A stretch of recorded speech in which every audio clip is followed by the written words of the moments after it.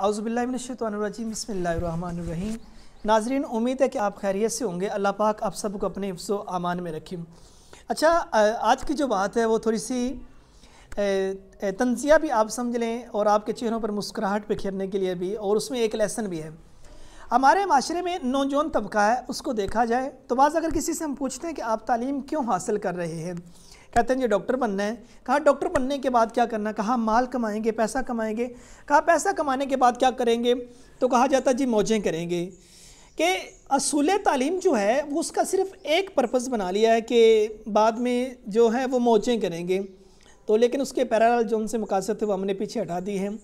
एक फ़नी वाक़या मैं आपके सामने रखता हूँ। एक बाबा दरिया के किनारे सो रहा था, तो पास से एक पढ़ा लिखा शख्स गुजरा। तो उन्होंने कहा बाबा जी आप क्या कर रहे हैं, तो बाबा जी कहने लगे मौजा। तो वो जवान कहने लगे क्या बाबा जी आपने शादी नहीं करवाई, बाबा जी कहते नहीं। तो जवान कहने लगे बाबा जी आप शादी करवा लें। तो बाबा ने कहा फिर, कहा बाबा जी आप शादी कराएं अल्लाह पाक आपको औलाद देगा। तो कहने लगे फिर, तो कहा कि वो जो आपको औलाद होगी वो औलाद जब बड़ी होगी आप उनको पढ़ाना। बाबा जी कहने लगे फिर, कहा जब आप औलाद को पढ़ाएंगे वो अच्छे ओहदों पे चले जाएंगे। बाबा जी कहने लगे फिर क्या होगा, कहा वो अच्छे ओहदों पे चले जाएंगे, उनमें कोई डॉक्टर बन जाएगा, कोई इंजीनियर बन जाएगा।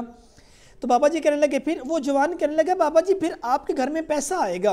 कहा फिर, कहा पैसा आएगा उससे एक अच्छा घर बना लेना। बाबा जी कहने लगे अच्छा घर बनाने के बाद मैं क्या करूँगा। कहा बाबा जी आपके पास बैंक बैलेंस बहुत ज़्यादा होगा। बाबा जी कहने लगे तो फिर क्या होगा। कहा इतना ज़्यादा पैसा होगा, बैंक बैलेंस होगा, घर में गाड़ियाँ होंगी, ठाट बाट होगी। तो बाबा जी कहने लगे फिर क्या होगा। कहा अच्छे खाने आप खाएंगे। कहा उसके बाद क्या होगा। कहा बाबा जी मौजें, इतना कुछ आपके पास आ जाएगा तो मौजें होंगे। बाबा जी कहने लगे तो अब मैं क्या कर रहा हूँ, अब भी तो मैं मौजें ही कर रहा हूँ। इतने ज़्यादा प्रोसेस के बाद अगर मैंने मौजें करनी है तो मैं अब भी मौजें कर रहा हूँ। तो नाज़रीन, हमारे माशरे में अक्सर लोगों की ये सोच है, उनसे पूछा जाए कि आपने तालीम के बाद क्या करना है, तो अक्सर हमें यही जवाब मिलता है कि हमने मौजें करनी है।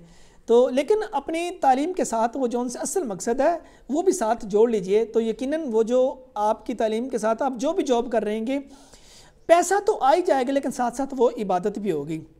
अगर आप टीचिंग की सफ़ में हैं तो एक बेहतरीन सदका जारिया है इल्म दूसरों तक पहुंचाना। अगर आप एक डॉक्टर हैं तो बेहतरीन सदका है, या बेहतरीन इबादत है, बेहतरीन खिदमत है, इंसानियत की खिदमत करना। अगर आप किसी बिज़नेस में हैं, तिजारत है, अल्लाह पाक के नबी सल्लल्लाहु अलैहि वसल्लम ने ये इरशाद फरमाया कि बहुत ज़्यादा जौन सा रिज़्क़ है वो तिजारत में है। जिस हदीस का ये मफ़हूम है कि रिज़्क़ का आबाज़ ये कहा जाता है कि 90% जौन सा रिज़्क़ है वो तिजारत में है, बाकी 10% जो है वो जॉबियन जो होते हैं उसमें है। तो आप जिस किसी डेजिग्नेशन के साथ, जिस किसी बिज़नेस के साथ भी वाबस्ता हैं, वो साथ जौन सी निस्बत है वो शामिल कर ली जाए तो वो एक जौन सी आपका वर्क है वो साथ आपकी इबादत भी बन जाएगा। तो उम्मीद है कि ये बात, ये लेक्चर आपको ज़रूर पसंद आया होगा। आप अपनी कीमती राय ज़रूर नीचे कमेंट में दीजिए।